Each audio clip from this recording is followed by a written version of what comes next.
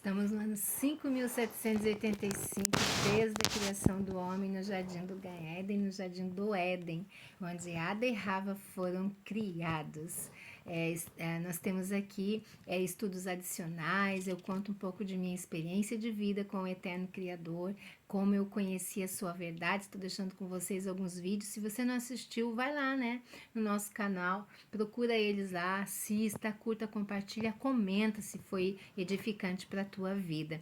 Quero te agradecer se você está aqui pela primeira vez e te convido, fica conosco até o finalzinho, né? Assista todo o vídeo e deixa aí teu like, vê se tu gostou, não gostou, compartilha. Se você gostou, se inscreva aqui no nosso canal, nos ajude a crescer. Se tu já é inscrito, muito obrigada, que o Eterno te abençoe e te agracie. Eu te agradeço pela tua presença, fica todo o meu carinho e amor aqui no canal Torá e Prosa, eu, Nara Chaves, aqui no Torá e Prosa. Hoje nós vamos na sexta porção desta leitura, onde nós vamos dar uma recapitulada sobre as pragas e sobre a intransigência do faraó.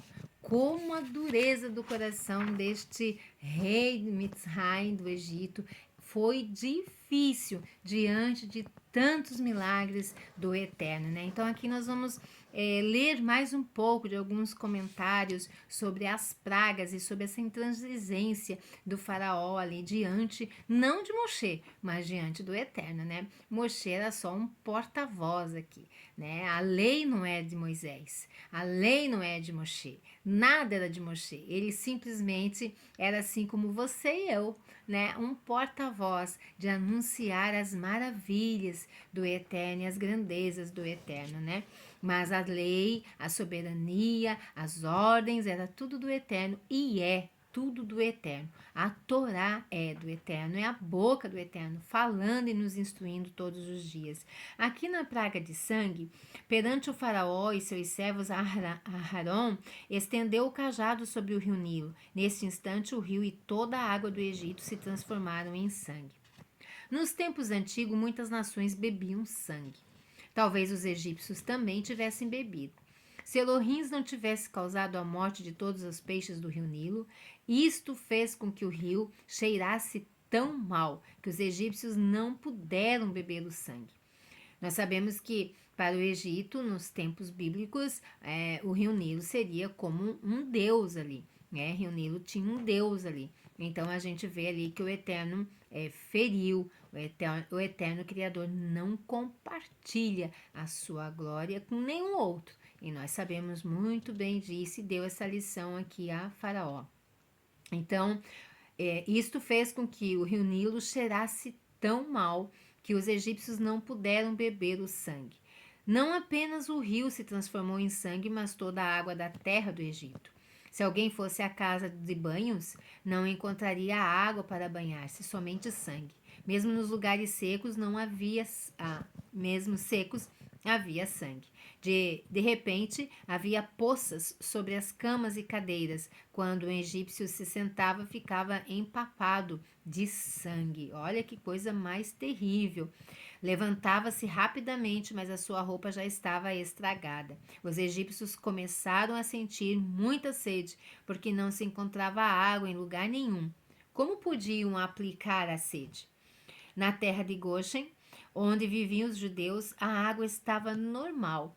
A água estava muito limpa. Os egípcios para lá viajaram e ordenaram aos judeus que lhes dessem de beber. Mas sabe o que aconteceu? Assim que um judeu dava água normal, a água limpinha, a um judeu e este tentava bebê-la, transformava-se em sangue. Aquele recipiente que aquele egípcio levava, que o judeu dava aquela água limpa, quando ele olhava, o egípcio olhava ali dentro daquele recipiente, a água já tinha se transformado em sangue. Então, alguns egípcios disseram aos judeus: bebamos do mesmo copo, mas isso também não adiantou, pois o líquido que saía do copo para o judeu era água e para o egípcio era sangue. Alguns egípcios disseram aos judeus: queremos comprar água. Quando esses pagavam a água com dinheiro, esta não se transformava em sangue. Assim que os egípcios perceberam isto, começaram a comprar a água. Os judeus ganharam muito dinheiro durante 7 dias. porque essa peste durou 7 dias, até que o Eterno pôs fim a esta praga. O faraó perguntou aos magos: Vocês também podem transformar água em sangue? Sim, responderam os magos, e assim o fizeram. Neste caso, não darei ouvidos a Moshe, decidiu o faraó. Aqui a gente vê por que Faraó endureceu o coração. Os magos faziam a mesma coisa. Aí nós vemos aqui, vamos analisar um pouco mais a praga das rãs. O Eterno disse a Moshe: Vai e tome a advertir o faraó que liberte os judeus. Se não escutar, enviarei uma praga de rãs. Moshe avisou o faraó, mas este não lhe deu atenção. O Eterno, pois, fez sair do rio Nilo uma rã gigantesca. Os egípcios não gostaram do enorme e horrível animal e o golpearam contra pedras. Matemos essas rãs, monstruosa, gritaram. Mas o que aconteceu foi que, ao invés de morrer, a rã cuspia pequenas rãs, e cada vez que a golpeavam era terrível. Mais e mais rãs saíam do rio, e logo o rio se encheu de rãs. Quando o egípcio queria falar, os seus amigos não podiam ouvir o que dizia, pois cochoavam sem parar. O barulho era muito forte. Vamos a um lugar tranquilo? Os egípcios desistiram de falar entre si, porque ninguém podia escutar uma palavra do que o outro dizia. À noite, as pessoas não podiam conciliar o sono por muito tempo. De tão forte era o cochoar que se ecoava por toda parte. As rãs entraram em todos os lugares. Quando a mulher egípcia assava pão, as rãs se metiam dentro do forno. Era cozida junto com o pão, de maneira que o gosto era de rã assada. Tinha sabor tão desagradável que os egípcios perderam o apetite. Se um egípcio bebia água, o copo fervilhava de rãs. Não se podia evitar de engolir algumas. Todos os quartos dos locais egípcios estavam cheios de rãs. Quando o egípcio ia banhar-se, as rãs saltavam e o mordiam. O faraó odiava as rãs. O seu palácio estava cheio delas. Havia rãs na cozinha, no banheiro, saltando por toda parte, e o faraó chamou a Moshe e a Haron. Estas rãs, saltando e cochoando, estão me deixando louco. Deixarei os judeus ir embora, se fizeres desaparecer as rãs. Moshe implorou a Elohim: por favor, faça desaparecer as rãs. As rãs morreram.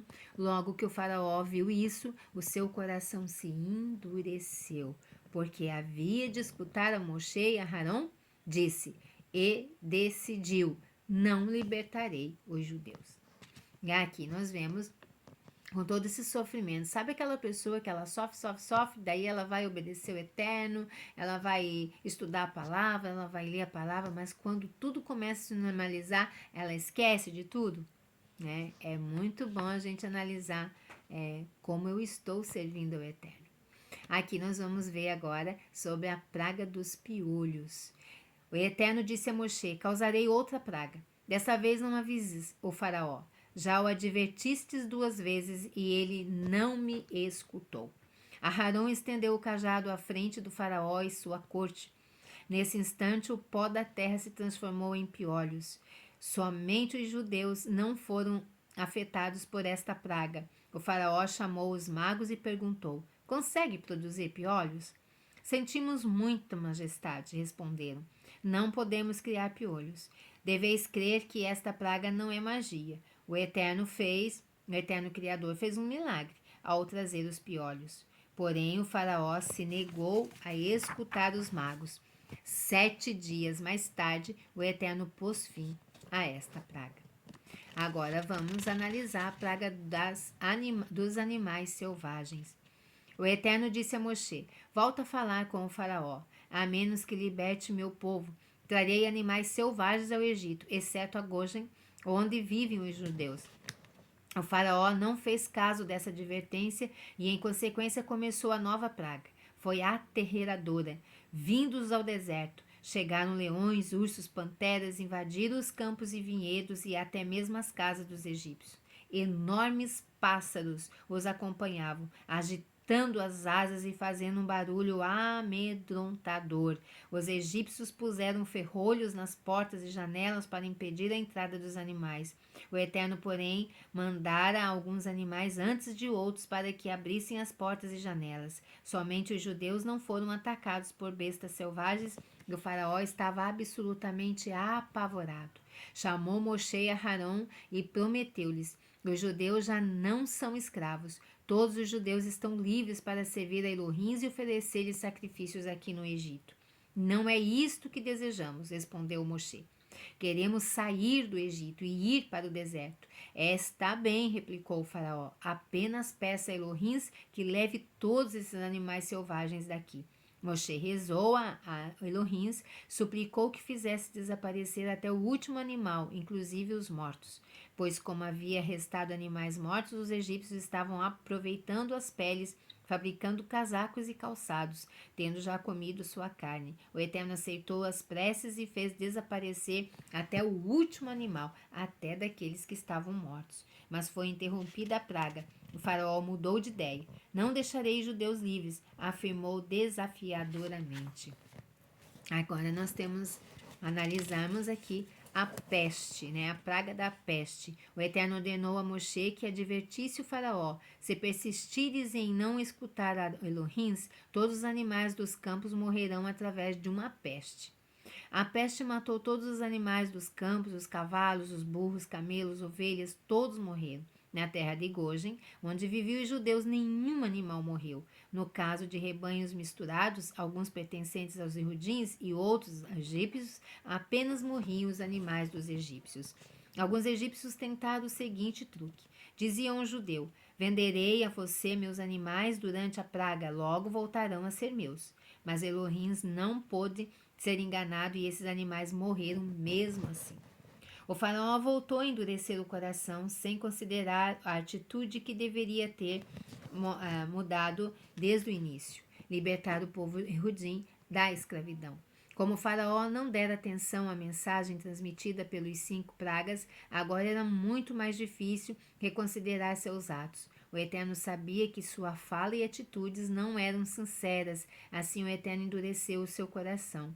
Isto deu ao faraó mais forças para resistir às advertências de Moshe. Foi um castigo para o faraó por ter se negado a escutá-lo. Vamos analisar a praga da sarna. A praga da sarna seguiu-se à morte dos animais.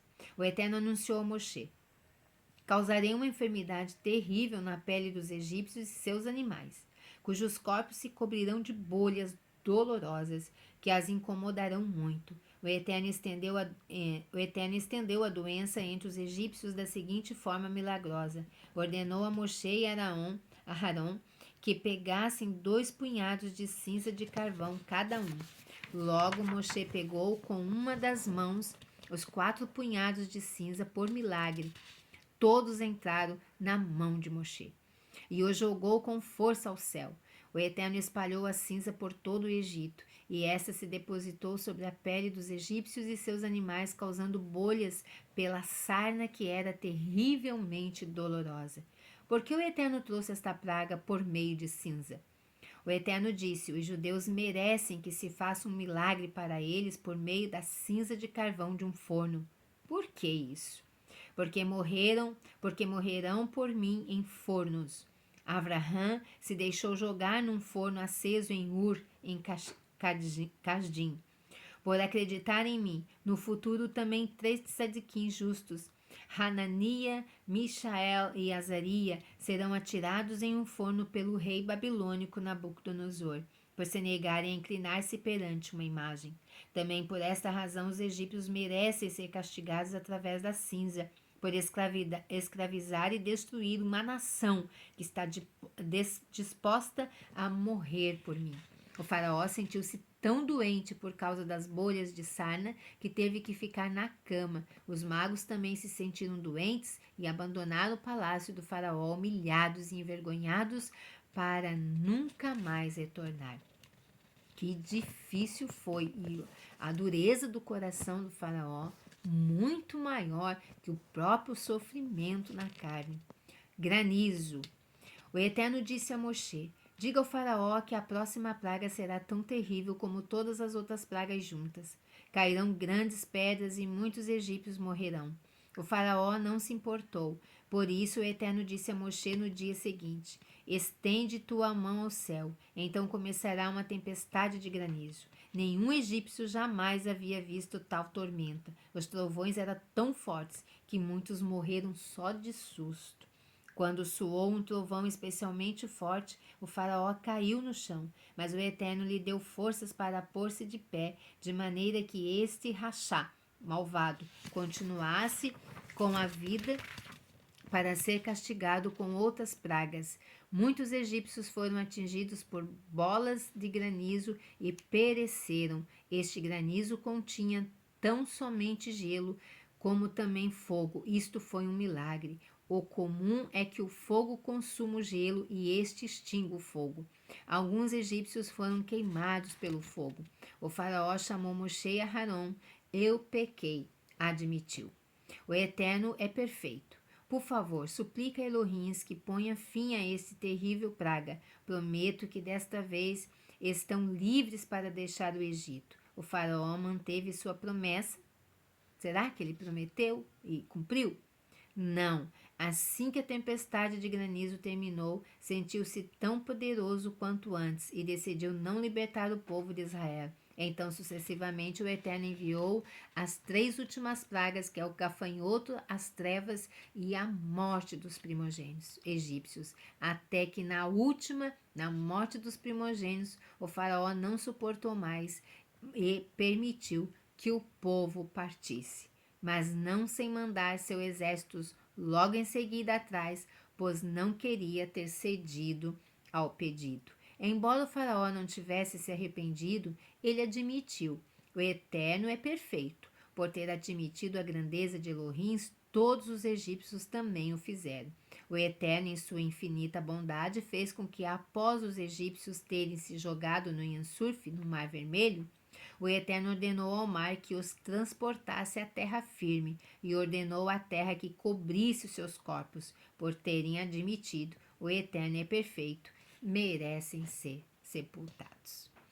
Aí a gente vê que mesmo assim, ainda lá no finalzinho, né, o Eterno agiu com uma misericórdia ali, né? Não permitiu que o corpo daquele soldado se desfizesse dentro das águas, os bichos ali viessem e destruíssem os corpos dos egípcios mortos na água quando eles foram lá para o Mar Vermelho perseguindo o nosso povo. Esse é assunto para a próxima paraxá, né? Então nós temos muito aqui, mas aqui é bom para nós analisar, né? Como é que está o meu coração?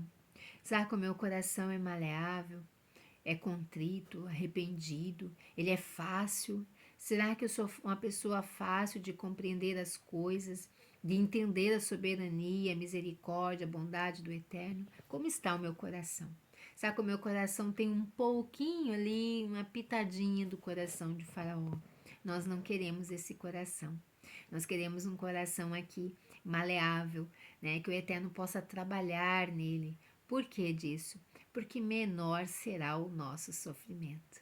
Mais fácil virá as nossas bênçãos, mais bem-sucedido nós seremos, porque o Eterno é o guarda fiel do seu povo e ele ama aqueles que o amam, né? Que nós possamos amar o Eterno, né? Amar, respeitá-lo, temer ao Eterno. E temer ao Eterno não é ter medo, mas é ter respeito e reconhecimento por quem ele é e quem eu sou, qual é o lugar do Eterno e qual é o meu lugar. Que o Eterno te abençoe, ó. Fica aí o meu beijo, meu carinho a todos vocês de Moçambique, de Portugal e do nosso Brasil. Muito obrigada por ficar comigo aqui até o final desse vídeo. Não esqueça de compartilhar, curtir e comentar. E se tu não é inscrito no nosso canal, se inscreva e nos ajude a crescer e a divulgar a palavra do Eterno. Assista o vídeo de amanhã, né? Vai trazendo um pouco de experiências que eu estou contando para você. Então não esquece, fica o meu convite aí, meu carinho, meu abraço a todos vocês. Que o Eterno te abençoe. Um Lehi Traot. Até a próxima.